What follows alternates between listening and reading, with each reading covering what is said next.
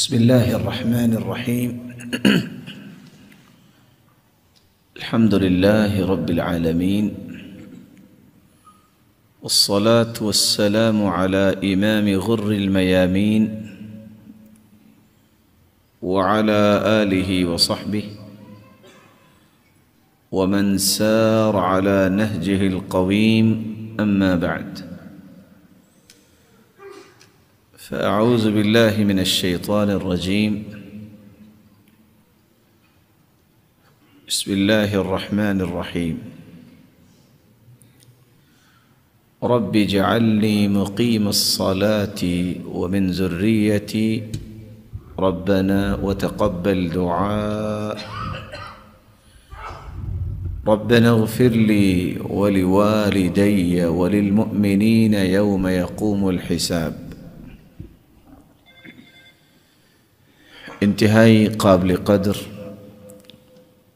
لائق ست تکریم سامعین محترم، اللہ رب العزت ہم سب کے خالق و مالک ہیں، اور اس کا احسان عظیم ہے جس نے ہماری سعادت کی راہوں کا تعین کرنے کے لیے نوشتہ ہدایت قرآن مجید کو بھی نازل کیا، اور سرتاج رسل محمد رسول اللہ صلی اللہ علیہ وسلم کو مبعوث فرمایا۔ کامیابی، سعادت، خوشبختی اور بختوری یہ انسان کی تڑپ بھی ہے، خواہش بھی ہے، اور ہر انسان اپنی زندگی کا ہدف بھی سمجھتا ہے، لیکن کون اس ہدف کو پاتا ہے اور کون پوری زندگی مچلتا ہوا گزار دیتا ہے لیکن سعادت پھر بھی نہیں ملتی۔ قرآن مجید میں اللہ رب العزت نے سب سے بڑی سعادت اور سب سے بڑی کامیابی اور خوش نصیبی کا تذکرہ کرتے ہوئے فرمایا ہے،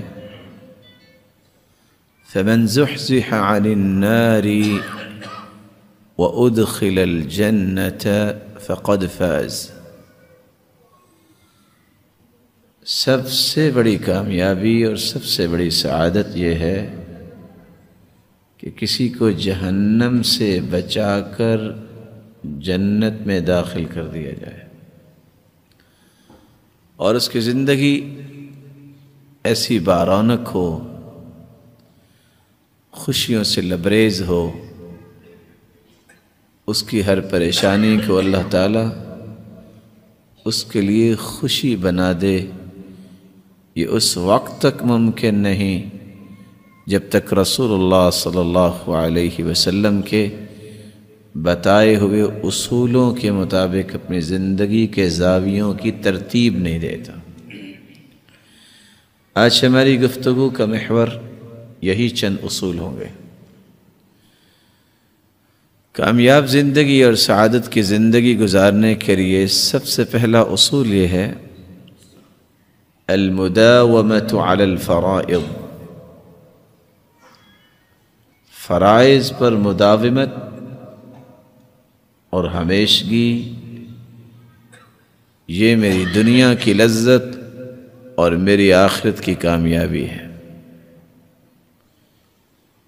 یہی وجہ ہے صحابہ کرام کی زندگی میں سب سے واضح ترین پہلو جو ہمیں ملتا ہے وہ ہے فرائض کی پابندی۔ عمر رضی اللہ تعالی عنہ جب گورنروں کو اکٹھا کرتے تو سب سے پہلی بات یہ کہتے، ان اہم امورکم عندی الصلاۃ فمن حفظها وحافظ عليها فقد حفظ دينه ومن ضيعها فهو لما سواه أضيع۔ آپ کی ذمہ داریوں میں سے سب سے مہم کام جو میں تجھ سے مطالبہ کرتا ہوں وہ نماز کا مطالبہ ہے۔ جس نے نماز کی حفاظت کر لی اور اس پہ مداومت کر لی، عبادت کے پہلوؤں کو خوبصورت بنا لیا، اس نے صرف نماز کی حفاظت نہیں کی بلکہ پورے دین کی حفاظت کر لی۔ اس لیے عمر رضی اللہ تعالیٰ عنہ یہ بھی کہا کرتے تھے، من ہانت علیہ الصلاۃ کانت علی اللہ اہون۔ جس شخص کے نزدیک نماز کی وقعت ختم ہو جائے اور پرواہ نہیں کرتا، ایک تو اس نماز کی بھی وقت اللہ کے ہاں نہیں اور اس انسان کی بھی وقت اللہ کے ہاں ختم ہو جاتی ہے۔ من كانت همه هم الآخرة كفاه الله سائر همومه۔ اس لیے رسول اللہ صلی اللہ علیہ وسلم نے فرمایا، جس نے اپنی زندگی کا غم آخرت کا غم بنا لیا۔ اللہ کے وعدے سچے ہیں، رسول اللہ صلی اللہ علیہ وسلم کا فرمان ہے، زندگی کے بقیہ سارے غموں کو اللہ رب العزت خود دور فرما دیتے ہیں۔ وَمَنْ كَانَتْ هَمُّهُ الدُّنْيَا، اور جس کا غم دنیا کا ہی بن جائے، اس کو آخرت کی فکر نہیں ہے، لَمْ يُبَالِ اللَّهُ بِهِ فِي أَيِّ أَوْدِيَتِهَا هَلَكَ، اللہ تعالیٰ کو ایسے انسان کی پرواہ ہی نہیں جہاں چاہے مر جائے وہ۔ کیوں؟ اس کو اللہ رب العزت کی عظمت کا اعتراف نہیں، اللہ تعالیٰ کو بھی ایسے انسان کی ضرورت نہیں۔ رسول اللہ صلی اللہ علیہ وسلم نے جو ترتیب فرائض کی پابندی کی صحابہ کرام کو سکھائی، پھر صحابہ کرام نے سلف صالحین کو سکھائی، اس ترتیب کے چند پہلو غور سے سننے والے ہیں۔ سفیان ابن عیینہ رحمۃ اللہ علیہ کہا کرتے تھے، لوگوں، عبادت دو قسم کی ہے۔ کچھ لوگ عبادت کو عبادت سمجھ کے کرتے ہیں، اس عبادت کا ان پہ رنگ بھی نظر آتا ہے اور اس کے نتائج میں اللہ رب العزت ان کی زندگی میں سکون بھی پیدا کرتا ہے۔ یہی وجہ ہے بلال رضی اللہ تعالی عنہ سے اللہ کے رسول صلی اللہ علیہ وسلم کیا فرماتے؟ ارحنا یا بلال، بلال اذان کہو، تکبیر کہو، کچھ سکون مل جائے۔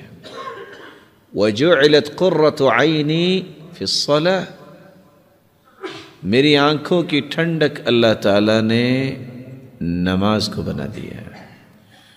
اور آج اگر کوئی امام سجدہ لمبا کر دے، یا صبح کے بارے میں سنت یہ ہے کہ 60 سے 100 تک آیتیں بھی پڑھی جائیں، اگر کوئی لمبی نماز کر دے تو پیچھے کھڑا انسان بولتا تو نہیں، وہاں لفظ تھے ارحنا یا بلال، بلال کچھ سکون دیجئے، اذان کہیے۔ یہاں بولتا تو نہیں، سوچ رہا ہوتا ہے انقذنا یا امام، اے امام ہماری جان چھڑا دو، آئندہ اس مسجد میں نہیں آئیں گے۔ جس شخص کی عبادت کا یہ حال ہو، اس کو زندگی میں سکون کیسے ملے گا؟ اور ایک عبادت ہے روٹین، آئے چند لمحات اپنے بازو اٹھائے اور رکوع میں گئے اور سجدے میں گئے، کچھ پتہ نہیں کیا پڑھا، کچھ پتہ نہیں کیا میں نے مطالبہ کیا۔ یہی وجہ ہے کچھ قصے انسان کو سبق دیتے ہیں۔ عصر کی نماز امام نے پڑھائی، 3 رکعتوں کے بعد سلام پھیر دیا، انسان ہے بھول جاتا ہے۔ پہلی صف دوسری تیسری کوئی نہیں بولا. پیچھے سے آواز آئی جناب 3 رکعتیں آپ نے پڑھی ہیں. اچھا بھائی آپ کو کیسے پتہ چلا؟ پہلی صف والوں سے دوسری تیسری سے پوچھا، سب کہتے ہیں نہیں 4 پڑھی. اچھا جی آپ کو کیسے پتہ چلا؟ کہا پتہ کیسے چلنا ہے، میں ہر روز عصر کی نماز پہ 4 رکعتوں میں اپنی 4 دکانوں کا حساب کرتا ہوں، میری ایک دکان بچ گئی ہے. اس کو یہ فکر نہیں ہے کہ میری 4 رکعتیں نہیں ہوئی. اس بیچارے کو وہ کسی اور زاویے میں زندگی گزار رہا ہے، اس کی ایک دکان بچ گئی ہے. اور ان تینوں کو بھی پتہ نہیں چلا، کیوں؟ روٹین ہے. عبادت سمجھ کر جو عبادت کرتا ہے، سفیان ابن عیینہ کہتے ہیں جو عزت نہیں کرتا عبادت کی وہ عبادت کا حق ادا نہیں کرتا. وَمِن تَوْقِيرِ الصَّلَاةِ أَن تَأْتِيَهَا قَبْلَ الْإِقَامَةِ. اور نماز کی عزت و توقیر کیا ہے؟ تم اقامت سے پہلے آؤ، تم صف میں کھڑے نظر آؤ. صحابی کہتے ہیں اپنے بیٹے سے ادرکت الصلاة معنا، تم نے نماز پڑھی ہمارے ساتھ؟ قال نعم، نماز پڑھی. قال ادرکت التکبیرۃ الاولی، تکبیر اولا تم نے پا لی؟ قال لا، تکبیر اولا نہیں پا سکا. تو صحابی نے کیا کہا؟ لما فاتك منها خیر من 100 ناقہ کلها سود العیون. بیٹا اگر تم تکبیر اولا پا لیتے 100 اونٹنیاں جو سیاہ آنکھوں والی ہیں اس سے قیمتی یہ تکبیر اولا تھی. دوسرے لفظوں میں آپ کہہ سکتے ہیں یہ سرخ اونٹ، یہ اونٹنیاں اس وقت اتنی قیمتی تھیں، آج دنیا میں جو سب سے مہنگی گاڑی ہے، اگر کسی کو 100 گاڑیاں مل جائیں رات کو سے نیند آئے گی؟ صحابہ کرام کا موقف کیا تھا؟ تکبیر اولا تمہیں مل جاتی تو 100 اونٹنیوں سے بھی زیادہ بہتر تھی. اس لیے رسول اللہ صلی اللہ علیہ وسلم نے صحابی کو حکم دیا لا تترکن صلاة مکتوبہ وَإِن قُطِعْتَ أَوْ حُرِّقْتَ. تجھے کاٹ دیا جائے، تجھے جلا دیا جائے، فرض نماز نہ چھوڑنا، فرض نماز نہ چھوڑنا. اور رسول اللہ صلی اللہ علیہ وسلم نے عبداللہ ابن ام مکتوم رضی اللہ تعالی عنہ، نبی نے صحابی 6 عذر لے کر آئے یہ اجازت لینے کے لیے کہ میں مسجد میں نہ آؤں. صحیح مسلم کی روایت ہے جس میں 3 عذروں کا تذکرہ ہے. عبداللہ ابن ام مکتوم رضی اللہ تعالی عنہ تشریف لائے اور کہتے ہیں یا رسول اللہ صلی اللہ علیہ وسلم انی رجل ضریر البصر شاسع الدار وليس لي قائد يلاومني إلى المسجد. اے سرتاج رسل میں نبینا انسان ہوں. ایک عذر، میرا گھر مسجد سے دور ہے. 2 عذر، گھر سے مسجد تک کوئی لانے والا نہیں ہے. 3 عذر. وَهَلْ تَجِدُ لِي رُخْصَةً أَنْ أُصَلِّيَ فِي بَيْتِي، کہ میرے لیے اجازت نہیں ہے کہ میں گھر میں نماز پڑھ لیا کروں. قَالَ وَهَلْ تَسْمَعُ النِّدَاءَ، اذان سنتے ہو؟ قَالَ نَعَمْ، اذان تو سنتا ہوں، جھوٹ بولنا تو آپ نے سکھایا ہی نہیں. کہا پھر مسجد میں آ کے نماز پڑھو. 4تھا عذر لے کے پھر آ گئے یا رسول اللہ صلی اللہ علیہ وسلم ان بین بیتی و مسجدی نخلا و شجرا، میرے گھر اور مسجد کے درمیان درخت ہیں، جھاڑیاں ہیں. میں نبینا انسان رات کی تاریکی میں نکلوں، کسی درخت اور جھاڑی سے الجھ جاؤں، کیا بنے گا؟ اجازت نہیں ہے؟ قال وهل تسمع النداء، اذان سنتے ہو؟ قال نعم، اذان تو سنتا ہوں۔ کہا مسجد میں آ کے نماز پڑھو۔ پانچواں عذر لے کے پھر آئے، یا رسول اللہ صلی اللہ علیہ وسلم ان المدینة کثیرۃ الہوام والسباع، مدینے کے اندر جانور ہیں، درندے ہیں، میں نبی نہ انسان ہوں، رات کو نکلوں کوئی جانور اپنا ذوق پورا کر لے، کوئی درندہ اپنا ذوق پورا کر لے تو میرا کیا بنے گا؟ قال وهل تسمع المؤذن في البيت الذي انت فيه، جس گھر میں رہتے ہو وہاں مؤذن کی آواز پہنچتی ہے؟ قال نعم، کیوں نہیں؟ فرمایا پھر مسجد میں آ کے نماز پڑھو۔ چھٹا عذر لے کے پھر آ گئے اور آ کے کھڑے ہو گئے اور کیا کہتے ہیں؟ یا رسول اللہ صلی اللہ علیہ وسلم انا کما ترانی، آپ مجھے دیکھ رہے ہیں، قد ذهب بصری، میری آنکھوں کی بینائی جا چکی ہے، ورق عظمی ودبر سنی، میں بوڑھا بھی ہو چکا ہوں، اب تو میری ہڈیاں بھی باریک ہو گئی ہیں، اب بھی نہیں کہ میں گھر میں نماز پڑھ لیا کروں۔ قال وهل تسمع حي على الصلاة حي على الفلاح، آواز سنتے ہو کہ آؤ نماز کی طرف اور کامیابی کی طرف۔ آج اخبار میں چھوٹا سا ایڈ آ جائے نا کہ کل فلان جگہ پہ یہ ڈسٹریبیوٹ ہوگا، سب پہنچ جائیں گے، اور 5 وقت مؤذن کیا کہتا ہے؟ حی علی الفلاح، آجو کامیابی کی طرف، کوئی سنتا ہی نہیں۔ کہاں آواز تو آتی ہے، قال فہیہ اللہ، تو پھر مسجد میں آ کے نماز پڑھو۔ 6 عذر نبینے ہیں، گھر مسجد سے دور، لانے والا کوئی نہیں، راستے میں گھر اور مسجد کے درمیان جھاڑیاں اور درخت، درندے اور جانور، اور چھٹی بات بوڑھے ہو گئے۔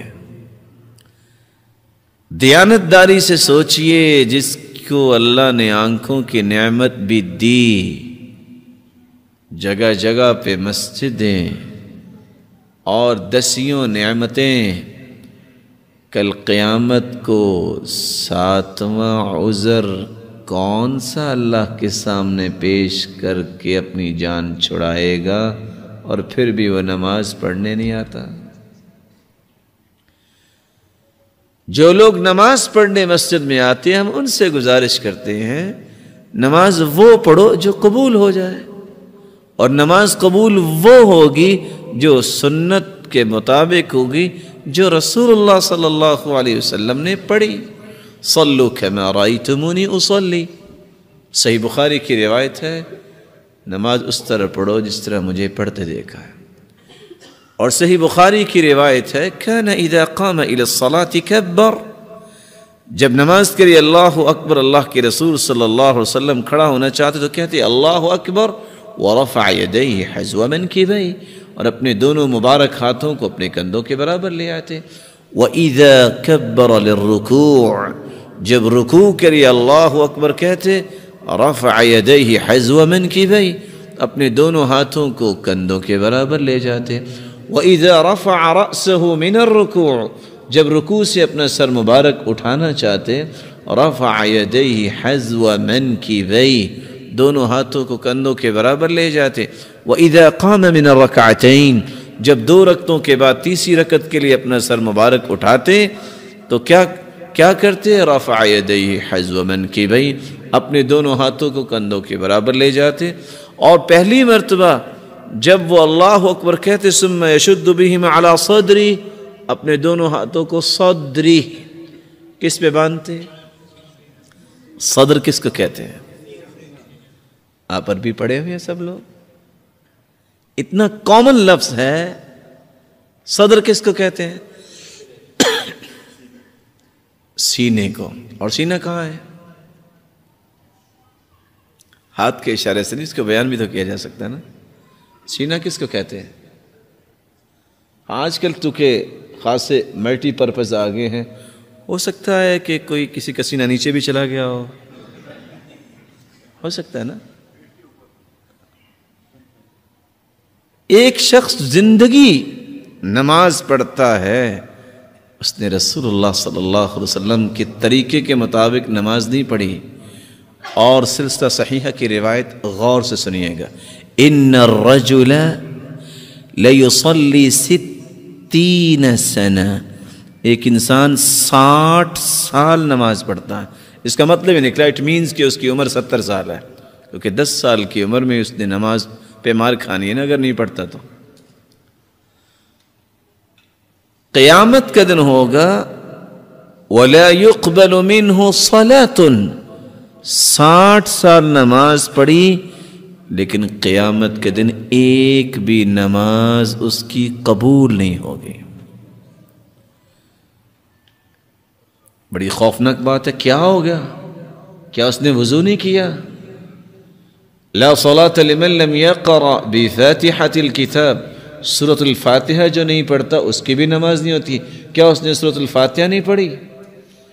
کیا وہ نماز میں کھڑا ہو گیا اللہ کے علاوہ کسی اور کا نام لیا؟ نہیں، وہاں لفظ کیا ہے؟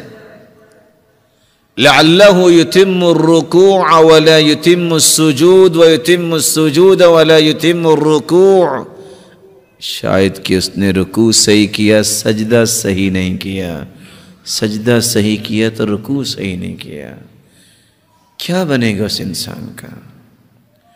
رسول اللہ صلی اللہ علیہ وسلم کے طریقے کے مطابق نہیں۔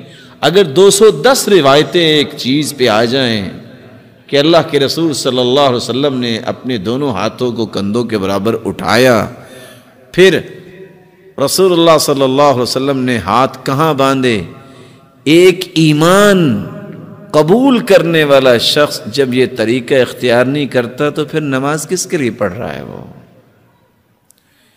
آخر کس کے لیے؟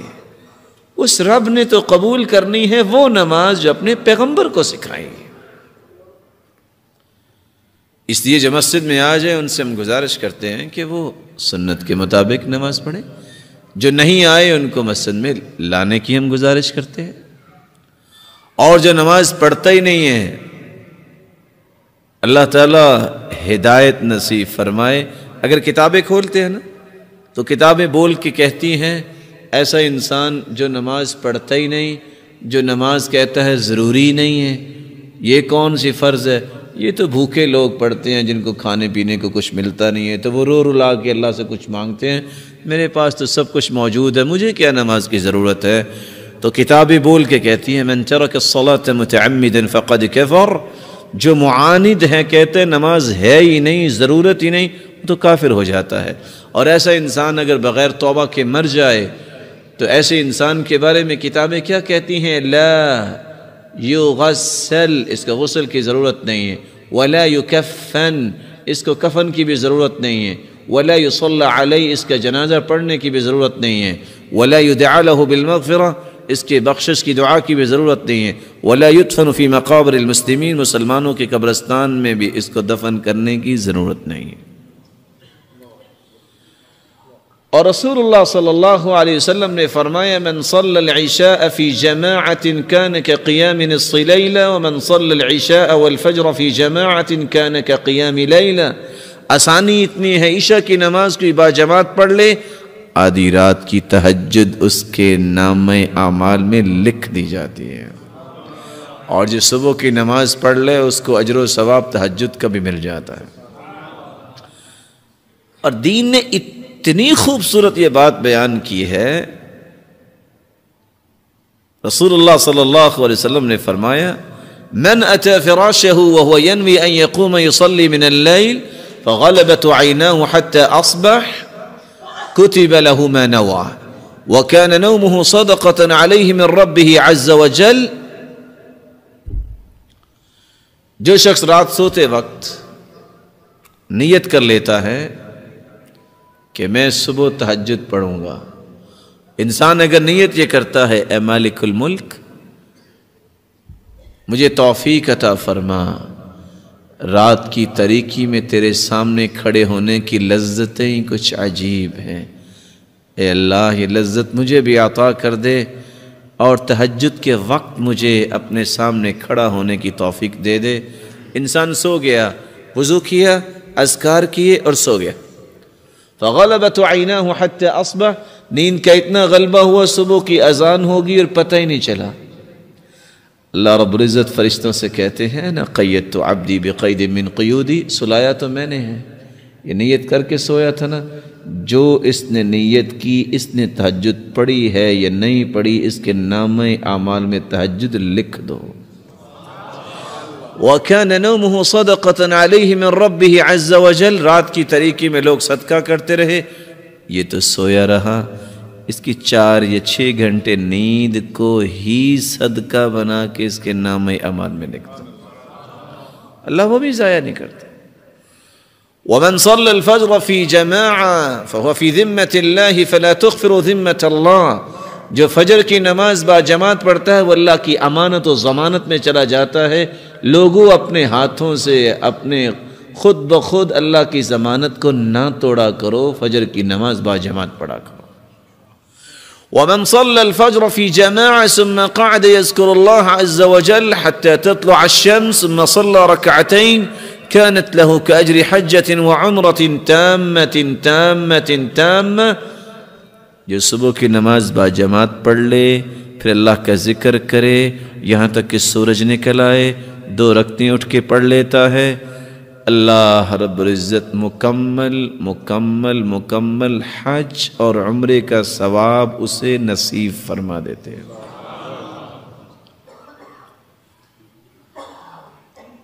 من صلى 4 في اول النهار، جو 4 رکعتیں پڑھ لیتا ہے، 2 4 6 یا 8 50 کی رکعتیں، على كل سلامة من احدكم صدقہ، دنیا کا امیر ترین آدمی یہ نہیں کہہ سکتا کہ 360 جوڑ ہے انسان کے کہ وہ ہر جوڑ کا ہر روز صدقہ دیتا ہے، لیکن صدقہ دینا ہے یجزی عنہا رکعت من الضحى، جو چاشت کے وقت جس کو صلاۃ الاوابین بھی کہتے ہیں، صلاۃ الاوابین حین رمضت الفصال وحین ترمض الفصال، جب اونٹنی کے بچوں کے پاؤں جلنے لگ جائیں تو یہ وقت ہوتا ہے صلاۃ الاوابین کا، جو 2 یا 4 یا 6 یا 8 رکعتیں پڑھ لے اس کی 360 جسم کے جوڑوں کا صدقہ بھی ادا ہو جاتا ہے، اور اللہ کا وعدہ ہے 4 رکعتیں تم پڑھ لو سارا دن میں تمہیں کافی ہو جاؤں گا۔ اور رسول اللہ صلی اللہ علیہ وسلم نے فرمایا من صلی للہ 40 یوما فی جماعہ يدرك التكبيرة الأولى كتبت له براءتان، براءة من النار وبراءة من النفاق، 40 دن جو تکبیر اولا کے ساتھ نماز پڑھ لے 2 انعام ملیں گے، جب تک زندہ رہے گا منافق نہیں ہوگا، جب فوت ہوگا تو سیدھا جنت میں چلا جائے گا۔ اور رسول اللہ صلی اللہ علیہ وسلم نے فرمایا من صلی 12 رکعة في يوم وليلة بني له بيت في الجنة 4 قبل الظهر وركعتين بعدها وركعتين بعد المغرب وركعتين بعد العشاء وركعتين قبل صلاة الفجر، 12 رکعتیں 24 گھنٹوں میں جو پڑھ لیں، 4 ظہر سے پہلے، 2 ظہر کے بعد، 2 مغرب کے بعد، 2 عشاء کے بعد اور 2 فجر سے پہلے، 12 سنتیں جو پڑھ لیتا ہے، اللہ رب العزت اس کا جنت میں گھر بنا دیتے ہیں۔ ساری دنیا کوشش کرتی ہے گھر بن جائے، اور بس اوقات ہوتا ہے گھر نہیں بنتا، قبر بن جاتی ہے، ایسی ہوتا ہے نا۔ بڑا سب سے فکر کیا ہوتا ہے بچوں کے لیے کچھ چھت بن جائے، وہ چھت تو بنتی نہیں ہے، مٹی کی چھت سر پہ آ جاتی ہے۔ اور یہ گھر دنیا کا نہیں ہے، کوئی 1 کنال 2 کنال کا، کوئی 10 کنال کا، یہ دنیا کا گھر نہیں ہے۔ جنت کے گھر کی تو مثال پیش ہی کیا ہم کر سکتے ہیں، لا عین رأت، کسی آنکھ نے آج تک ایسی نعمت دیکھی نہیں ہے، ولا اذن سمعت، کسی کان نے اس کا تذکرہ سنا ہی نہیں ہے، ولا خطر علی قلب بشر، جنت میں نعمتیں ایسی ہیں کہ کسی کے دل میں خیال آیا ہی نہیں ہے۔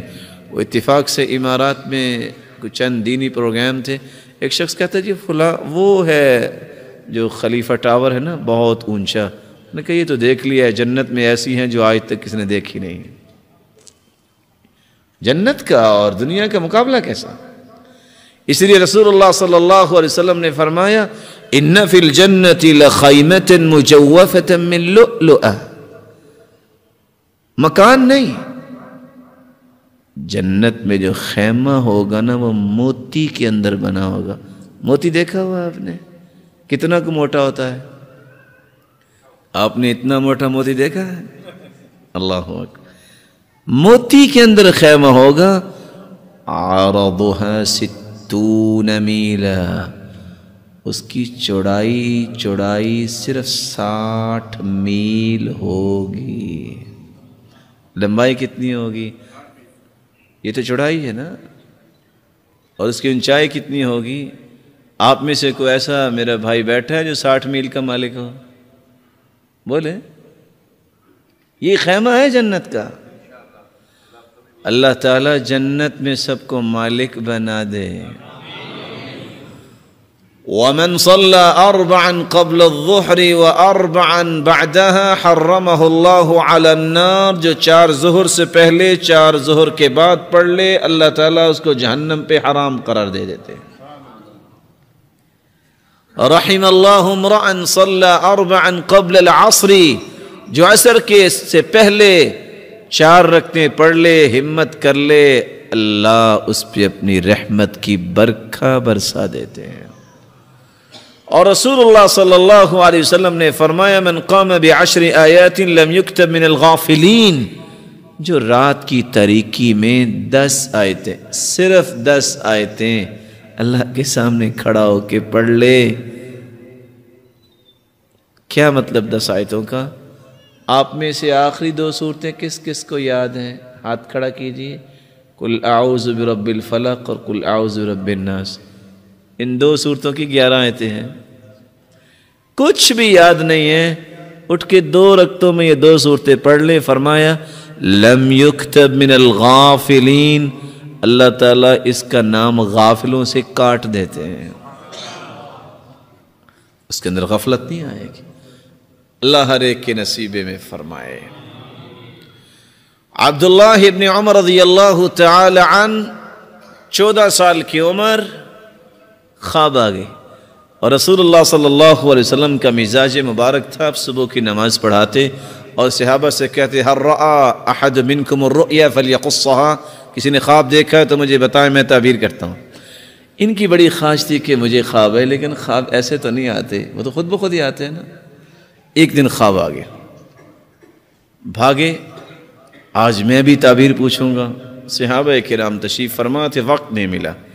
حفصہ رضی اللہ تعالی عنہ کے گھر پہنچے، جو اللہ کے رسول صلی اللہ علیہ وسلم کی بیوی ہے اور ان کی بہن تھی۔ خواب پیش کیا کہ میں سویا ہوا تھا، آنے والے 2 آئے، مجھے اٹھا کے لے جا رہے تھے، سامنے آگ کے شعلے، میں ڈر گیا۔ آگے سے ایک شخص آیا اور کہتا ہے لم ترا، ڈرنے کی بات نہیں ہے۔ آپ نے خواب کی تعبیر 4 کلمات سے کی، نعم الرجل عبد اللہ لو كان يصلي من اللیل، عبداللہ بہت اچھا ہے اگر تہجد کی پابندی کر لے۔ ان 4 کلمات، هذه الكلمات الاربعہ غیرت حیات عبداللہ ابن عمر۔ 14 سال کی عمر میں خواب آیا، 86 سال تقریباً زندہ رہے۔ نافع بیان کرتے ہیں کہ ہر رات عشاء کی نماز کے بعد پیالے میں پانی رکھ لیتے، اور تہجد جب پڑھتے اگر اونگ آتی تو دوبارہ چہرے کو دھو لیتے، کبھی انہوں نے ناغہ نہیں پھر کیا۔ دوبارہ پھر خواب آ گئی، پھر بھاگیا، یا رسول اللہ صلی اللہ علیہ وسلم خواب آئی ہے، بتائیے۔ کہا ایک خوبصورت ریشم کا ٹکڑا ہے، میں اس کے اوپر بیٹھا ہوں، میں بیٹھا جدھر کو نظر اٹھاتا ہوں وہ اڑا کے مجھے جنت کی اس سائڈ پہ لے جاتا ہے، اگر میں دوسری طرف دیکھتا ہوں تو وہ اڑا کے مجھے جنت کی دوسری طرف لے جاتا ہے۔ فرمایا نعم الرجل عبداللہ لو كان يصلي من اللیل، بہت ہی اچھا ہے انسان عبداللہ اگر تہجد پہ پابندی کر لے۔ علیکم بقیام اللیل فإنہ دأب الصالحین قبلکم وہی قربۃ الی ربکم ومکفر للسیئات ومنہات للآثام ومطردۃ للداء عن الجسد۔ لازم پکڑو رات کی نماز کو، یہ قربت کی نشانی ہے، یہ انبیاء اور صلحاء کا طریقہ ہے، اس سے گناہ معاف ہوتے ہیں، بلکہ انسان گناہوں سے بچ جاتا ہے اور جسم کی بیماریاں اللہ ختم کر دیتے۔ اور قرآن نے ایک راز بیان کیا ہے، جو راز ہم میں سے ہر شخص چاہتا ہے۔ آپ میں سے کون شخص چاہتا ہے کہ میں بات ایسی کروں جس کا کوئی کاٹ نہ کر سکے؟ خواہش تو ہوتی ہے نا، میرا آفس ایسا ہو اس سے بڑا کسی کا آفس نہ ہو، خواہش تو ہوتی ہے نا۔ قرآن نے اس کا راز بیان کیا ہے، إن ناشئة الليل هي أشد وطئا وأقوم قيلا۔ إن ناشئة الليل، رات کو اٹھ کے نماز پڑھنا، جتنے بہادر لوگ اور بطل لوگ وہ ہوتے ہیں تہجد گزار، کوئی نہیں ہوتا۔ وأقوم قيلا، اور بات اتنی پختہ ان کی ہوتی ہے کہ کوئی کاٹ نہیں کر سکتا۔ اور کہنے والوں نے سچ کہا، اگر تہجد پڑھنے والا صالح انسان اس کے خلاف سوچ کے بھی جاؤ نا کہ آج میں نے بس کہنا ہے اور کہہ دینا ہے، وہاں جا کے زبان کھلتی ہی نہیں ہے، ہمت نہیں باندھتا انسان، کیونکہ اللہ کی رحمت ہوتی ہے اس پہ، اور اللہ تعالیٰ نے اسے روحانی قوت دی ہے، ایمانی قوت دی ہے۔ دوسرا اصول، المحافظۃ علی تلاوت القرآن، قرآن کی تلاوت، ہر نئے دن کا آغاز اللہ کی کلام سے کرنے والا زندگی کے ہر غم سے دور ہو سکتا ہے۔ ابو موسیٰ اشعری رضی اللہ تعالی عنہ اور عمر رضی اللہ تعالی عنہ کو مقام کیسے ملا؟ اس بات میں کوئی شک نہیں ہے کہ کائنات میں سب سے اعلیٰ صحابہ کرام میں ابو بکر ہیں رضی اللہ عنہ، لیکن عمر رضی اللہ تعالیٰ عنہ بات کرتے اللہ قرآن بنا کے بھیج دیتے، بیت اللہ میں آئے کہتے ہیں یا رسول اللہ لو اتخذنا ذلك المقام للمصلى، ہم یہاں مقام ابراہیم پہ نماز نہ پڑھ لیں؟ جبریل ہواؤں اور فضاؤں میں تیرتے ہوئے آئے، واتخذوا من مقام ابراہیم مصلی، آیت نازل ہوگی کہ یہاں 2 رکعتیں پڑھیں۔ عمر رضی اللہ تعالیٰ عنہ اللہ کے رسول صلی اللہ علیہ وسلم کے پاس آئے، کہتے ہیں یا رسول اللہ صلی اللہ علیہ وسلم دخل علیک البر والفاجر ولو امرت امہات المؤمنین بالحجاب، آپ کے پاس نیک لوگ بھی آتے ہیں، برے لوگ بھی آتے ہیں، آپ مومنوں کی ماؤں کو پردے کا حکم کیوں نہیں دے دیتے؟ ابھی یہ بات مکمل نہیں ہوئی، پردے کی آیات لے کے جبریل امین نازل ہو گیا۔ سبب کیا تھا؟ ان کے بیٹے عبداللہ ابن عمر بیان کرتے ہیں کہ عمر کی حالت یہ تھی، كان اذا دخل البيت نشر المصحف قرأ فيه، عمر کی زندگی کا طریقہ یہ تھا، نماز پڑھاتے، ذکر کرتے، اور گھر میں داخل ہوتے سب سے پہلا کام قرآن کھول کے بیٹھ جاتے۔ آج سے 20-25 سال پہلے یہی حالت تھی مسلمانوں کی، لوگ صبح صبح قرآن کھول کے پڑھتے ہیں، باقی کام نہیں۔ آج وہ حدیث میں آتا ہے كان لا ينام الا والسواك عند رأسه، رسول اللہ صلی اللہ علیہ وسلم اس وقت تک سوتے ہی نہیں تھے جب تک عائشہ صدیقہ رضی اللہ تعالی عنہ مسواک تیار کر کے آپ کے تکیے کے پاس رکھ نہیں دیتی تھی۔ آج سوتے وقت بھی ریموٹ پاس ہے اور اٹھتے وقت بھی سب سے پہلا کام ریموٹ ہی ہاتھ میں ہوتا ہے۔ کہاں سے سکون آئے گا؟ جانتے ہیں ریموٹ کس کا؟ وہ رات نا اصل میں لیٹ نائٹ ایک ڈرامہ لگتا ہے، اعوذ باللہ اعوذ بوجہ اللہ، یبعث الناس علی ما ماتوا، قیامت کے دن ہر شخص اسی حالت میں اٹھایا جائے گا جس حالت میں اسے موت آئی۔ سوچے اگر اتنی غلیظ سائٹ پہ اس کی رات گزرتی ہے، اگر اس حالت میں موت آ گئی تو قیامت کو کس طرح اٹھایا جائے گا، کیا بنے گا؟ سکون کہاں سے آئے؟ سکون کے یہ راستے ہیں۔ ابو موسیٰ اشعری رضی اللہ تعالیٰ عنہ فرماتے ہیں انی لأستحیی اللہ انظر فی عہد ربی فی اليوم مرہ او مرتین، لوگوں مجھے شرم آتی ہے میری زندگی کا ایک دن گزر جائے اور میں نے اپنے رب کی کلام کو پڑھا ہی نہ ہو، مجھے شرم آتی ہے۔ اور 40 دن کا نصاب بیان کیا، اقرأ فی 40۔ جب عبداللہ ابن عمر نے پوچھا کیا قرآن کتنی دیر میں ختم کروں، آپ نے فرمایا اقرأ فی 40، 40 دن میں۔ آپ میں سے کون بھائی ہے جو 40 دن میں قرآن ختم کرتا ہے؟ بتائیے۔ آپ میرے محترم ہیں، میں بھی سوچوں آپ بھی سوچیں، ہم کہاں کھڑے ہیں؟ اقرأ فی 30، ایک مہینے میں، کہانی میں اور پڑھنا چاہتا ہوں، اقرأ فی 20، فی 10، فی 7، زیادہ سے زیادہ 40 دن میں قرآن ختم کرنے کا آرڈر اللہ کے رسول نے دیا، اور اگر زیادہ پڑھنا ہے تو 7 دن میں اور 3 دن میں ختم کرو، لیکن 3 دن میں جو قرآن ختم کرتا ہے اس نے قرآن کو سمجھا نہیں، یعنی اتنی تیزی سے پڑھا ہے، قرآن کو سمجھ کر پڑھنا چاہیے۔ کون ہے جو 40 دن میں قرآن ختم کرتا ہے؟ یہ روحانی غذا جب تک نہیں ہوگی دنیا کا سکون کہاں سے آئے گا؟ امام احمد بن حنبل رحمۃ اللہ علیہ اور امام شافعی رحمۃ اللہ علیہ استاد شاگرد تھے۔ امام شافعی رحمۃ اللہ علیہ کے پاس کچھ فقہاء آئے اور وہ قرآن کھول کے بیٹھے، پڑھ رہے ہیں اور پڑھ رہے ہیں اور پڑھ رہے ہیں۔ کہتے ہیں ہم بھی آئے ہیں، ہم سے بھی کوئی بات کیجئے۔ کہتے ہیں قد شغلکم الفقہ عن القرآن، تمہیں تو فقہ نے قرآن سے مشغول کر دیا ہے مجھے لگتا ہے۔ میں تو قرآن کھول کے بسا اوقات عشاء کی نماز پڑھ کے بیٹھتا ہوں، اتنی لذت آتی ہے فما اطبقہ حتی الصباح، صبح کی اذان کا وقت ہو جاتا ہے اور قرآن بند کرنے کو جی نہیں چاہتا۔ یحییٰ بن معاذ سے کسی نے پوچھا آخری سانسوں میں ہو کوئی خواہش؟ کہتے ہیں 2 خواہشیں، اشتہی من الدنیا شیئین بیتا خالیا ومصحفا جید الخط اقرأ فی، 2 ہی خواہشیں ہیں، دنیا سے جا رہا ہوں، خالی گھر مل جائے، قرآن کا نسخہ مل جائے اور میں بیٹھ کے قرآن پڑھتا نظر آؤں۔ امام شافعی رحمۃ اللہ علیہ یہ استاد ہیں اور امام احمد بن حنبل رحمۃ اللہ علیہ شاگرد ہیں۔ اللہ شاگرد بھی ہمیں ایسا بنائے اور استاد بھی ایسا بنائے۔ امام احمد بن حنبل بیمار ہو گئے تو استاد امام شافعی یہ سن کے کہ میرا شاگرد بیمار ہو گیا وہ بھی بیمار ہو گئے۔ کسی نے پوچھا یہ کیا؟ کہتے ہیں میں دیکھتا ہوں کہ اللہ نے جو اس کو صلاحیت دی ہے، جو کام میں نہیں کر سکتا شاید اللہ اس سے لے لے۔ آج ہم تو کہتے ہیں نا نہیں میرا شاگرد مجھ سے اوپر جائے، یہ نہیں ہو سکتا۔ اور عبداللہ بن عباس کیا کہا کرتے تھے؟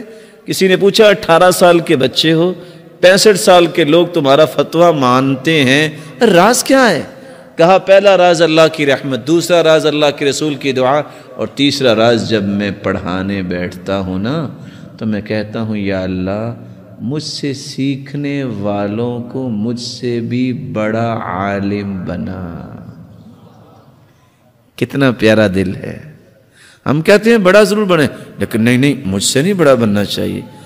شکر کرو اللہ نے ایسا تمہیں موقع دیا کہ تمہارے شاگرد تم سے اچھا کام کریں، اس بات میں خوشی ہونی چاہیے۔ خیر امام شافعی رحمۃ اللہ علیہ کو دعوت دی امام احمد بن حنبل نے، وہ گھر آئے۔ انہوں نے کہا بیٹا، اپنی بیٹیوں سے کہا کہ میرے استاد وہ آ رہے ہیں جس کے اندر 2 کوالٹیاں ہیں، ایک تہجد گزار ہے، ایک نہ کھانا بہت تھوڑا کھاتے ہیں۔ آج ہم کوالٹی کیا بیان کرتے ہیں؟ کھانا بہت کھاتا ہے۔ اور حدیث کیا کہتی ہے؟ بحسب ابن آدم لقیمات یقمن صلبہ فإن كان لا محالہ فثلث لطعامه وثلث لشرابه وثلث لنفسه۔ آدمی کے لیے اتنے ہی لقمے کافی ہیں کہ اس کی کمر سیدھی رہے۔ ہاں اگر بہت اچھا کھانا ہے کہیں اور کہتے ہیں کیا ہی ٹیسٹی کھانا ہے، تو پھر تھوڑی سی سیگریگیشن اور کچھ ڈویژن اس طرح کر لو، پیٹ کا ایک حصہ کھانے کے لیے، ایک پینے کے لیے پانی کے لیے، اور ایک سانس لینے کے لیے۔ بادشاہ نہ بنو۔ کچھ لوگ بادشاہ ہوتے ہیں نا، کہتے ہیں تینوں ہی سے کھانے سے تو بھرو نا، پانی دائیں بائیں آ ہی جائے گا، اور سانس کی کون سی بات ہے آئے نہ آئے۔ البطر تذہب الفطن، زیادہ کھانا انسان کو کند ذہن کرتا ہے، یہ صلاحیت نہیں ہے۔ اگر اللہ نے کھانے کے لیے پیدا کیا ہوتا تو کم از کم ایک گائے اور بھینس جتنا تو پیٹ لگایا ہوتا نا، لیکن نہیں لگایا۔ تو جو اس کا لگایا نہیں ہے وہ اتنا بنانا چاہے تو عیب ہوگا نا۔ خیر وہ آ گئے، کھانا آج بھی عربوں کا مزاج ہے، اس وقت بھی تھا، پیش کر دیا سارے کا سارا کھانا۔ آج تو کوئی مہمان آ جائے نا، میزبان کو پتہ چل جائے ویسے اچانک سے تو وہ چہرہ موڑ لیتا ہے، بعد میں کیا السلام، اچھا آپ کب آئے؟ تو پہلے کیوں دوسری طرف دیکھ رہے تھے کہ کھانا نہ کھلانا پڑے؟ سعادت سمجھتے تھے لوگ، کھانا کچھ معمول سے زیادہ کھا لیا۔ بیٹیوں نے کہا یہ کیا؟ صبح دیکھا تو ابریق جس میں پانی تھا وضو کے لیے وہ بھی اسی طرح استعمال ہی نہیں ہوا۔ کہتے آپ تو کہتے تھے تہجد گزار رہی ہیں۔ آپ کو پتہ ہے کہ باپ اور استاد سمجھتا ہے کہ اس وقت پریشانی کیا ہے، وہ دیکھ لیتے ہیں کہ بیٹا اس وقت کس چیز میں مشغول ہے۔ کہا تھوڑے سے پریشان نظر آ رہے ہیں، کیا مسئلہ ہے؟ کہا پریشانی تو یہ ہے، میں سوال کرنا چاہتا ہوں۔ جی بولیے۔ یہ مسئلہ ہے۔ کہا یہ بتاؤ کہ کھانا کس نے پکایا تھا؟ کہا میری بیٹی نے پکایا تھا۔ وہ حافظ قرآن تو نہیں؟ کہا جی اس کا تو طریقہ یہ ہے کہ وہ کھانا پکانے کے لیے چمچ لگاتی ہے، جب کھانا رکھ دیتی ہے پکنے کے لیے اور قرآن کی تلاوت شروع کر دیتی ہے، ادھر کھانا پک جاتا ہے، ادھر 5 پارے منزل مکمل ہو جاتی ہے۔ کہا میں نے تو ایک لقمہ لیا تو اتنی لذت آئی، میں نے کہا چلو ایک اور لقمہ لے لیتا ہوں، اس میں اور زیادہ لذت آئی، میں نے کہا چلو ایک اور لقمہ لے لیتا ہوں۔ اسی طرح کرتے کرتے اتنا کھانا کھا لیا، پھر رات کے وضو سے عشاء کے وضو سے تہجد پڑھی اور صبح کی نماز پڑھی۔ یا ابا عمیر ما فعل النغیر، اس حدیث کو سامنے رکھا اور 90 مسائل کا استنباط کیا میں نے۔ آج جو ریموٹ ہاتھ میں ہو، موسیقی سننے والی بیٹی اور اخبار جہاں وقت ضیاء اور ڈائجسٹ پڑھنے والی بیٹی کھانا پکائے گی تو کیا اس کے کھانے میں برکت آئے گی؟ برکت تو آئے گی کہ جس کو اللہ نے توفیق دی ہے نماز پڑھنے والی اور قرآن پڑھنے والی، اس کے ہاتھ سے برکت آئے گی۔ یہی وجہ ہے کہ آج جگہ جگہ پہ ڈائیورس کیوں سنائی دیتی ہے؟ بازار سے کھانا کھانا جائز ہے، اس بات میں تو کوئی شک نہیں، لیکن سلف کیا کہتے تھے؟ جس گھر میں کھانا پکتا ہوگا نا اس گھر میں لڑائی نہیں ہوگی۔ آج اگر کھانا نہیں پکتا وہ کہتا ہے ٹھیک ہے مجھے بیوی کی کیا ضرورت، میں ہوٹل سے کھا لوں گا۔ کردار ادا کیا ہے گھروں کو توڑنے کا اس چیز نے بھی۔ اور گھر تو آپ کے سامنے بیوی وضو کرتی ہے، نماز پڑھتی ہے، آپ کو کیا پتہ جہاں آپ کھانا کھاتے ہیں کتنے نمازی ہیں وہ؟ لیکن ہم نے کبھی سوچا؟ سعادت سمجھتی تھیں وہ عورتیں کہ یہ نماز پڑھے گا، تجارت کرے گا اسلامی، میں اس کو کھانا پکا کے دوں اور اس کے اجر میں شریک ہو جاؤں۔ رسول اللہ صلی اللہ علیہ وسلم کا کھانا لے کے خدیجہ رضی اللہ تعالیٰ عنہ گھر سے نکلی اور پہاڑ پہ جا رہی ہیں۔ کہاں؟ غار حرا میں۔ عورت ذات، اس وقت گیس اور بجلی اور اوون کی سہولت تو نہیں تھی، لیکن ابھی وہ غار میں نہیں پہنچی، جبریل امین ہواؤں اور فضاؤں میں تیرتے ہوئے پہلے پہنچ گئے اور کیا فرمایا؟ یا رسول اللہ صلی اللہ علیہ وسلم ان هذه خدیجہ، یہ آپ کی زوجہ مطہرہ خدیجہ آ رہی ہیں، بیدها اناء فیہ طعام او شراب او ادام، اس کے پاس ایک برتن ہے، آپ کے لیے کھانا لے کے آ رہی ہے۔ پہاڑ پہ چڑھیں گی، سر میں درد بھی ہوگی، چکر بھی آئیں گے۔ فَإِذَا أَتَتْكَ، جب وہ آ جائے، فَقْرَ عَلَيْهَ السَّلَامَ مِن رَبِّهَا، اسے کہنا خدیجہ تیرا رب تجھے سلام کہتا ہے۔ وَمِنِّي، میں سرتاج ملائک ہوں، میری طرف سے بھی اس کو سلام کہنا۔ وَبَشِّرْهَا بِبَيْتٍ فِي الْجَنَّةِ مِن قَصَبٍ لَا نَصَبَ فِيهِ وَلَا صَخَبٍ، اور اس کو خوشخبری بھی دے دینا تیرا جنت میں اللہ نے گھر بنا دیا ہے جس میں نہ کبھی تھکاوٹ ہوگی نہ سر درد ہوگی۔ سعادت ہے۔ اگلے اصول کو بیان کرنے سے پہلے ایک چھوٹا سا وعدہ اگر آپ خوشی سے دے دیں تو لے سکتا ہوں میں؟ کون بھائی ہے جو وعدہ کرتا ہے کہ آئندہ زندگی ہر نئے دن کا آغاز قرآن مجید کی تلاوت سے ہوگا؟ آپ جتنا بھی پڑھ سکیں، پڑھیں گے انشاءاللہ؟ آپ اس کی اس تلاوت کے نتیجے میں اپنی زندگی میں رونق دیکھیے گا۔ ہوتا کیا ہے؟ سب سے پہلے اٹھ کے دیکھتے ہیں اخبار پہ کیا لکھا ہے۔ ارے جو اللہ نے وحی نازل کی ہے وہ پڑھو، رات کو چھپنے والی نہ جانے اس میں جھوٹ کتنی ہے اور سچ کتنے ہیں، اس کو کیوں پہلے پڑھتے ہو؟ پڑھ لو اگر تم نے کوئی حکومت میں کردار ادا کرنا ہے، کوئی اچھائی کا کردار ادا کرنا ہے، لیکن سب سے پہلے اس وحی کو پڑھو جو میری اور آپ کے رشتوں ہدایت کے لیے آئی۔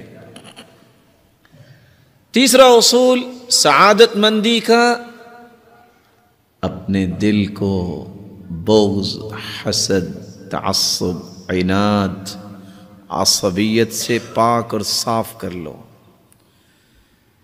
دل کا مرر جتنا صاف ہوگا اس کی روشنی لالٹین کی طرح اتنی دور جائے گی۔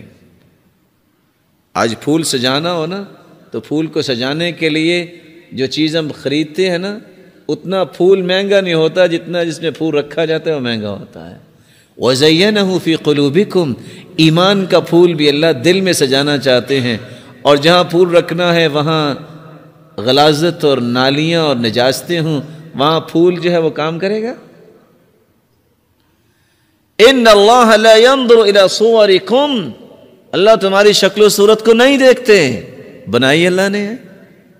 ولا الى اموالکم، نہ تمہارے مال و دولت کو دیکھتے ہیں، ولکن ينظر الى قلوبکم واعمالکم، اللہ تمہارے دلوں کو دیکھتے ہیں، تمہارے اعمال کو دیکھتے ہیں۔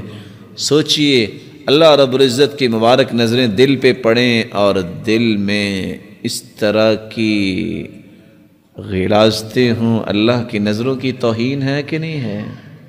چلو میں آپ سے پوچھتا ہوں، آپ صبح صبح تیار ہو کے گھر سے کیوں نکلتے ہیں؟ کہ میرے محترم بھائیو، انسان صبح صبح تیار ہو کے کیوں گھر سے نکلتا ہے؟ بولے کبھی نہیں تیار ہو کے نکلے، اس لیے نکلتے نا لوگوں کی نظروں میں اچھا لگے۔ لوگوں کی نظروں کی اتنی قدر ہے، اور اللہ رب العزت کی نظریں جو ہیں مبارک نظریں جب انسان کے دل پہ پڑیں اس کی کوئی قدر نہیں ہے کہ اس دل کو پاک صاف کیا جائے۔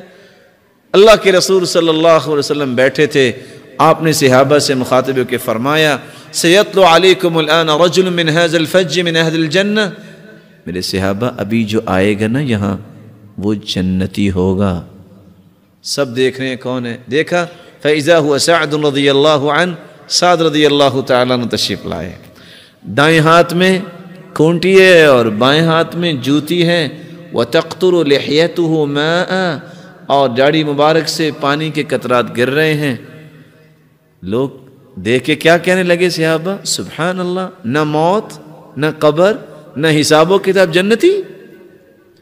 صحابی گھر چلے گئے، 3 دن رہے، حدیث لمبی ہے، قصہ مختصر۔ پوچھا بیٹا کیسے آئے تھے؟ کہا راز معلوم کرنے آیا تھا کہ آپ کو جنت کی بشارت ملی ہے، آپ عمل کیا کرتے ہیں؟ لیکن تہجد آپ بھی پڑھتے ہیں، تہجد تو میں بھی پڑھتا ہوں، جو نیکیاں آپ کی دیکھی ہیں وہ تو میں بھی کرتا ہوں، کوئی نئی بات نہیں دیکھی۔ فلما ولیت دعانی، جب میں جانے لگا تو انہوں نے بلا لیا۔ صحابی کہتے ہیں کہا بیٹا میں آپ کو ایک راز بتاؤں؟ کہا بتائیے۔ کہا جب میں سونے لگتا ہوں تو میں کیا کرتا ہوں؟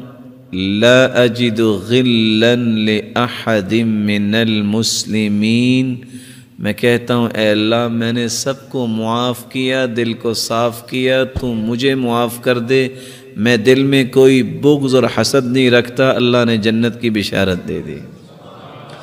اور دوسری روایت میں آتا ہے وَلَيْسَ فِي قَلْبِي غِمْرٌ، میرے دل میں کوئی کڑن، کوئی تنگی اور کوئی گرا نہیں ہے۔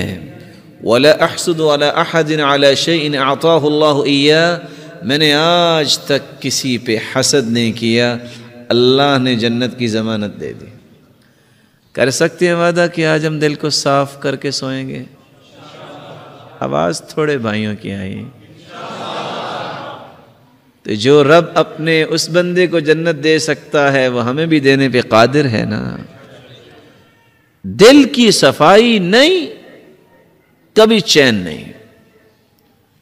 اور حاسد پہلے مرتا ہے، جس کے بارے میں حسد کر رہا ہے اس کو کچھ ہوتا ہے کہ نہیں ہوتا، یہ پہلے جھلس کے مر جاتا ہے بیچارہ۔ دل کی صفائی، رسول اللہ صلی اللہ علیہ وسلم نے فرمایا کائنات میں سب سے افضل وہ ہے کل صدوق اللسان مخموم القلب، زبان کا سچا اور مخموم القلب۔ صحابہ نے پوچھا صدوق اللسان نعرفه فما محموم القلب، زبان کی سچائی تو سمجھ آ گئی، مخموم القلب کیا ہے؟ فرمایا التقی النقی الذي لا اسم فيه ولا بغي ولا غل ولا حسد۔ مخموم القلب ایسا متقی اور صاف ستھرا انسان ہے جس کے دل میں گناہ کے جذبات، حسد کے جذبات، بغاوت کے جذبات، کسی کے بارے میں گرہ رکھنے کے جذبات نہ ہوں۔ یہ پوری کائنات سے افضل انسان ہے۔ چوتھا اصول، اور ہم بات کو ختم کرنا چاہیں گے، اگر زندگی اور آخرت میں کامیابی چاہیے تو اپنے اندر نرمی پیدا کر لو۔ لوہے کی تلواروں کے سامنے جو نہ جھکے لوگ، وہ رسول اللہ صلی اللہ علیہ وسلم کی اخلاق کی تلوار کے سامنے جھک گئے تھے۔ وہ سمامہ بن اسال، آپ نے سنا ہوا قصہ، چودھری تھا نا، صحابہ نے پکڑا اور اس کو باندھ دیا، انٹیلیجنس نے لیا اور مسجد کے ستون سے باندھ دیا، اور وہ اتنا بپھرا ہوا تھا۔ اللہ کے رسول تشریف لائے، فرماتے ہیں ما عندک یا سمامہ، سمامہ کیسے ہو؟ کہتے ہیں تنعم تنعم علی شاکر وَإِن تَقْتُلْ تَقْتُلْ ذَا دَمٍ، احسان کرو گے تو احسان کا بدلہ ملے گا، اگر خون بہایا نا تو بدلہ لینے والے ہیں میرے۔ اللہ کے رسول مسکرا دیے، کہا اس کو دودھ پلاؤ۔ کس کو؟ جو جانی دشمن ہے، جو کہتا ہے مدینے جیسا برا شہر کوئی نہیں، اور نعوذ باللہ آپ جیسا برا کوئی انسان کوئی نہیں، اس کو اللہ کے رسول کیا کہہ رہے ہیں؟ اس کو دودھ پلاؤ۔ آج کوئی گالی دے دینا، کوئی پانی نہیں پلاتا، دوسرے دن پھر آئے، تیسرے دن پھر وہی سوال وہی جواب۔ جب تیسرے دن آپ نے جواب وہی سنا، آپ نے فرمایا اطلقوہ، اسے چھوڑ دو۔ سبق نہیں پڑھایا، درس نہیں دیا، کتاب نہیں پڑھائی، صحابہ کے اخلاق اور رسول اللہ صلی اللہ علیہ وسلم کی نرمی دیکھی۔ جب کھول دیا، وہ باہر گئے، غسل کیا، واپس آ گئے۔ کہا سمامہ آپ کیسے آئے ہو؟ کہا موت آئے گی تو آپ کے قدموں میں آئے گی۔ کس نے گرایا؟ اخلاق نے۔ ایک شخص نے مسجد کے کونے میں پیشاب کر دیا، صحابہ نے ڈانٹا، اوے یہ کیا کیا؟ کہا مہلن، رک جاؤ، لا تظلموا اے لا تقطعوا علیہ بولا، اس کو پتہ نہیں ہے، اس کو بیمار نہ کر دینا۔ جب وہ فارغ ہوا، آپ نے پانی ڈول کا منگوایا اور بہا دیا، اور کہا سنو ان هذه المساجد لم تبنى لهذا، یہ مسجدیں اس لیے نہیں بنائی گئیں، انما هي لذکر اللہ والصلاة وتلاوة القرآن، مسجدوں میں تو ذکر کرتے ہیں، قرآن پڑھتے ہیں، نماز پڑھتے ہیں، اس طرح کے کام نہیں کرتے۔ وہ پہلے تو ڈر گیا کہ سارے صحابہ نے ایسے میرے ساتھ کیا ہے، تو پھر ریلیکس ہو گیا، دعا کرتے اللہم ارحمنی و محمد، یا اللہ یا مجھ پہ رحم کر یا محمد پہ رحم کر۔ اللہ کے رسول صلی اللہ علیہ وسلم نے فرمایا لقد تہجرت واسعا، اتنی بڑی رحمت آپ نے دو بندوں کے لیے خاص کی۔ کہا اللہ کے رسول آپ نے ہی پیار دیا نا، باقی تو غصہ ہی کر رہے تھے نا۔ ریاکشن۔ ایک نوجوان آ گیا، کہتا ہے یا رسول اللہ صلی اللہ علیہ وسلم اذن لی فی الزنا، مجھے بدکاری کی اجازت دیجیے۔ اور صحابہ کہتے ہیں اوے کیا کہہ رہے ہو، کس ہستی کو کہہ رہے ہو؟ فرمایا مہلن، رک جاؤ۔ مریض جب ہاسپٹل میں آتا ہے نا تو کچھ مریض زیادہ ہی سیریس ہوتے ہیں، تو وہ اول فول بولتے ہیں، ڈاکٹر غصے میں نہیں آتے کیونکہ بیمار ہے نا، اور بسا اوقات مریض نہیں آتا، ڈاکٹر کو بھاگ کے جانا ہی پڑتا ہے۔ فَدَنَا مِنْهُ، وہ تو وہاں ہی کھڑا رہا، خود اللہ کے رسول اس کے قریب ہوئے، اور ڈائیگنوز کرنے کے لیے ڈاکٹر طبیب بھی نبض دیکھتے ہیں اور مختلف انسٹرومنٹ استعمال کرتے ہیں۔ اللہ کے رسول صلی اللہ علیہ وسلم نے ڈائیگنوز کرنے کے لیے 4 سوال کر دیے۔ فرمایا اتحبہ لأمک، پسند ہے تجھے تمہاری والدہ کے ساتھ کوئی زیادتی کرے؟ قال لا واللہ، شباب تھا، نوجوان تھا، کہا نہیں اللہ کی قسم مجھے تو پسند نہیں ہے۔ قال ولا الناس يحبون لأمهاتهم، لوگوں کی بھی عزتیں ہیں، ان کی بھی مائیں ہیں، وہ بھی پسند نہیں کرتے۔ اتحبہ لبنتک، اتحبہ لأختک، اتحبہ لخالتک، اتحبہ لعمتک، سارے رشتے گنوائے، بیٹی، بہن، خالہ اور پھپھو۔ 5 سوال کیے، ساتھ اس کا سر لٹک گیا۔ آپ نے کندھے پہ ہاتھ رکھا اللہم اغفر ذنبہ وطہر قلبہ وحصن فرجہ، اے اللہ اس کے گناہوں کو بھی معاف کر دے، اے اللہ اس کے دل کو بھی پاک کر دے اور اسے پاک دامن بنا دے۔ مسند احمد کی روایت فَلَمْ يَلْتَفِتْ بَعْدَ ذَلِكَ إِلَى شَيْءٍ، پھر باقی زندگی اس نے کسی کی طرف آنکھ اٹھا کے نہیں دیکھا۔ علاج کس نے کیا؟ اگر وہ اس نے جب سوال کیا تھا تو ایک لگا دیتے، سمجھ آ جانی تھی اس کو۔ بعض دفعہ ہم کسی بات پہ غصہ کر رہے ہوتے ہیں اور اگلا کیا کہہ رہا ہوتا ہے؟ حَلَّا تُفَهِّمَنِي قَبْلَ أَن تُهَاجِمَنِي، کاش تم نے مجھے سمجھایا ہوتا تو تمہیں غصہ کرنے کی ضرورت نہ ہوتی۔ ہم سمجھاتے کم ہیں، غصہ زیادہ کرتے ہیں، اور غصہ علاج نہیں ہے۔ ایک صحابی نے کہا اللہ کے رسول وصیت کیجیے، اوصنی، قال لا تغضب، غصہ نہ کرو۔ فردد مرارا، کو اور وصیت کیجیے، فرمایا لا تغضب، غصہ نہ کرو۔ اور پھر فرمایا لا تغضب ولک الجنہ، غصہ کرنا تم چھوڑ دو، میں تمہیں جنت کی ضمانت دیتا ہوں۔ پانچواں اور آخری اصول، زندگی میں چین چاہیے، سکون چاہیے، کامیابی چاہیے، سعادت چاہیے، خوش بختی چاہیے، خوش نصیبی چاہیے۔ عقبہ بن عامر کی بات کو غور سے سنیے، اللہ کے رسول نجات کیا ہے؟ قال لا يزال لسانك رطبا من ذکر اللہ، تیری زبان اللہ کے ذکر سے تر ہو، دنیا میں بھی نجات ہے اور آخرت میں بھی نجات ہے۔ آپ کثرت سے استغفار کریں، چلتے پھرتے استغفر اللہ، لا الہ الا اللہ، الحمدللہ، لا حول ولا قوة الا باللہ، حسبی اللہ ونعم الوکیل۔ آپ اس کی لذتیں دیکھیے کہ آپ کی زندگی میں کیسے آتی ہے۔ اور قرآن کیا کہتا ہے؟ فَقُلْتُ اسْتَغْفِرُوا رَبَّكُمْ إِنَّهُ كَانَ غَفَّارًا يُرْسِلِ السَّمَاءَ عَلَيْكُمْ مِدْرَارًا وَيُمْدِدْكُمْ بِأَمْوَالٍ وَبَنِينَ وَيَجْعَلْ لَكُمْ جَنَّاتٍ وَيَجْعَلْ لَكُمْ أَنْهَارًا مَا لَكُمْ لَا تَرْجُونَ لِلَّهِ وَقَارًا۔ استغفار تم کر لو، نقد انعام، سارے گناہ بھی اللہ معاف کر دیں گے، موسلادھار بارشیں بھی برسائیں گے، تمہارے پاس مال نہیں ہے تو مال بھی وافر دے دیں گے، اولاد کی نعمت نہیں ہے تو اولاد بھی دے دیں گے۔ تم سارے پھل تو کبھی کھائے نہیں تم نے زندگی میں کہ سارے پھل ہی گھر میں لے آئیں پوری منڈی اٹھا کے۔ تم استغفار کرو، اللہ تمہیں باغات کا ہی مالک بنا دے گا، تمہارے لیے نہریں جاری کر دے گا۔ بلکہ دوسری جگہ اللہ رب العزت فرماتے ہیں جس نے زندگی بھر سکون لینا ہے وہ کیا کرے؟ وَأَنِ اسْتَغْفِرُوا رَبَّكُمْ ثُمَّ تُوبُوا إِلَيْهِ يُمَتِّعْكُمْ مَتَاعًا حَسَنًا إِلَىٰ أَجَلٍ مُّسَمًّى۔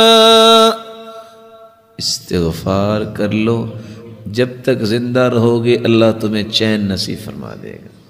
تم جسمانی کمزوری، مالی کمزوری، خاندانی کمزوری، ملی کمزوری کی شکایت کرتے ہو، ساری کمزوریوں کو قوتوں میں بدلنا چاہتے ہو تو اس کا علاج کیا ہے؟ وَيَا قَوْمِ اسْتَغْفِرُوا رَبَّكُمْ ثُمَّ تُوبُوا إِلَيْهِ يُرْسِلِ السَّمَاءَ عَلَيْكُمْ مِدْرَارًا وَيَزِدْكُمْ قُوَّةً إِلَىٰ قُوَّتِكُمْ وَلَا تَتَوَلَّوْا مُجْرِمِينَ۔ استغفار تم کر لو، اللہ تعالیٰ تمہاری ہر کمزوری کو قوت میں بدل دیں گے۔ امام احمد بن حنبل رحمۃ اللہ علیہ گھر سے نکلے، مسجد پہنچے، کہتے ہیں کہ لیٹ ہو گیا ہوں، مسجد والے سے کہا مجھے کچھ آرام کا موقع دے دیجیے، کہا نہیں نہیں ہمارا نظام ہے، یہاں نہیں کچھ ہو سکتا، جیسے آج بھی بڑے بڑے نظام دنیا میں موجود ہیں۔ کہا چلو مجھے کچھ یہاں انتظار کا موقع دے دو۔ ابھی یہ بات ہو رہی تھی تو ایک نان بھائی گزرا جس کا کام تھا نان بنانا، اس نے کہا اس کو میرا مہمان بننے دو، آپ کیوں اس کو کچھ کہہ رہے ہو؟ گھر لے گیا، چارپائی پہ لٹایا اور خود آٹا لیا اور کیا کرتا ہے؟ استغفر اللہ استغفر اللہ، آٹا گوندھ رہا ہے اور ساتھ استغفر اللہ کہہ رہا ہے۔ اور امام احمد بن حنبل دیکھ رہے ہیں، پوچھتے ہیں آپ کو استغفار نے کچھ فائدہ بھی دیا؟ کہتے ہیں جناب فقیر آدمی تھا، جب سے استغفار کیا مال سنبھالا نہیں جا رہا، اور جب سے استغفار کر رہا ہوں جو خواہش کرتا ہوں اللہ پوری کر دیتے ہیں، لیکن چند دنوں سے خواہش کر رہا ہوں وہ صرف پوری نہیں ہوئی، باقی ساری پوری ہوگی۔ کہا وہ کون سی خواہش ہے جو پوری نہیں ہوئی؟ کہا میں نے اللہ سے دعا کی تھی، یا اللہ، وہ سنا ہے امام احمد بن حنبل ایک ہیں بڑے نیک انسان ہیں، یا اللہ میری بھی ملاقات کروا دے ان سے۔ کہا وہ تو میں ہی ہوں۔ وَقَدْ جُرِرْتُ إِلَيْكَ جَرًّا، آج میں گھر سے نکلا جیسے فرشتہ شاید تیرے ساتھ ملاقات ہی کروانے کے لیے مجھے لے کے آیا ہے۔ مَنْ لَزِمَ الْإِسْتِغْفَارَ جَعَلَ اللَّهُ لَهُ مِنْ كُلِّ هَمٍّ فَرَجًا وَمِنْ كُلِّ ضِيقٍ مَخْرَجًا وَرَزَقَهُ مِنْ حَيْثُ لَا يَحْتَسِبُ، جو کثرت سے استغفار کرتا ہے اللہ تعالیٰ اس کی تنگی کو آسانی بنا دیتے ہیں، اللہ تعالیٰ اس کی مصیبت کو خوشی بنا دیتے ہیں، اور وہاں سے رزق عطا کرتے ہیں جہاں سے اس کو کبھی گمان نہیں ہوا۔ اللہ کا ذکر یہ پانچواں اصول ہے کامیاب زندگی گزارنے کے لیے، اور کثرت سے درود پڑھنا۔ اللہم صلی علی محمد وعلی آل محمد کما صلیت علی ابراہیم وعلی آل ابراہیم انک حمید مجید، اللہم بارک علی محمد وعلی آل محمد کما بارکت علی ابراہیم وعلی آل ابراہیم انک حمید مجید۔ من صلی من امتک صلاة واحدہ، ایک مرتبہ جو درود پڑھتا ہے، انعام کتنے ہیں؟ 5۔ كتب الله له 10 حسنات ومحى عنه 10 سيئات ورفع له 10 درجات وصلى الله عليه وملائكته 70 صلاة فليقل عبد من ذلك أو ليكثر، جو ایک مرتبہ درود پڑھتا ہے 10 نیکیاں لکھی جاتی ہیں، 10 گناہ معاف ہوتے ہیں، 10 درجات بلند ہوتے ہیں، اور اللہ رب العزت 70 رحمتیں نازل فرماتے ہیں، اور اللہ کے نورانی فرشتے 70 مرتبہ اس انسان کے لیے بخشش کی دعا کرتے ہیں۔ وَمَنْ صَلَّى عَلَيَّ 10 مرات حين يصبح وحين يمسي أدركته شفاعتي يوم القيامة، جو صبح اور شام 10 مرتبہ درود پڑھ لیتا ہے قیامت کو میری شفاعت کا مستحق بن جائے گا۔ اور اللہ کے رسول اس کے صحابی نے پوچھا میں دعا کتنی کروں اور میں کتنا درود پڑھوں؟ فرمایا تم جتنا بھی پڑھو اچھا ہے۔ کہا ایک ہی سا درود اور دعا ٹھیک ہے؟ فرمایا فَإِن زِدْتَ فَهُوَ خَيْرٌ لَكَ، اور زیادہ پڑھو۔ فرمایا آدھی دعا اور آدھا درود۔ کہا فَإِن زِدْتَ فَهُوَ خَيْرٌ لَكَ، اور زیادہ پڑھو تو بہتر ہے۔ کہا اگر میں درود ہی پڑھتا رہوں تو؟ فرمایا اِذًا تُكْفَى هَمُّكَ وَيُغْفَرُ لَكَ ذَنبُكَ، تیرے زندگی کے گناہ بھی سارے معاف ہو جائیں گے اور پوری زندگی کے غم بھی اللہ دور فرما دیں گے۔ میری اللہ سے دعا ہے اللہ تعالی ہم سب کو سعادت کی زندگی عطا فرمائے، ہمارے گناہوں کو معاف فرمائے، ہماری خطاؤں اور لغزشوں کو معاف فرمائے۔ اللہ رب العزت جو صاحب اولاد ہیں ان کی اولاد کو نیک بنا، دست و بازو بنا، آنکھوں کی ٹھنڈک بنا، صدقہ جاریہ بنا۔ الہ العالمین جو کسی بھی مصیبت میں ان کی مصیبت کو خوشیاں بنا دے، کسی تنگی میں ان کی تنگی کو آسانیاں بنا دے، جو روحانی یا جسمانی بیمار ہیں ان کی بیماریوں کو شفاؤں میں بدل دے۔ الہ العالمین بے اولاد کی جھولیوں کو بھی بارونق بنا دے۔ الہ العالمین صاحب مال کے مال میں برکت فرما اور تقوی نصیب فرما، اور فتنوں اور آزمائشوں سے بچا، اور بے روزگار کو تونگر بنا دے، اور مقروض کے غیبی خزانوں سے مدد فرما۔ الہ العالمین جس طرح تیرے گھر میں آج جمع ہیں ہم سب کو جنت الفردوس میں جمع فرما، اپنے محبوب کی رفاقت نصیب فرما، اور اپنے دیدار کا مستحق بنا۔ وآخر دعوانا الحمد للہ رب العالمین۔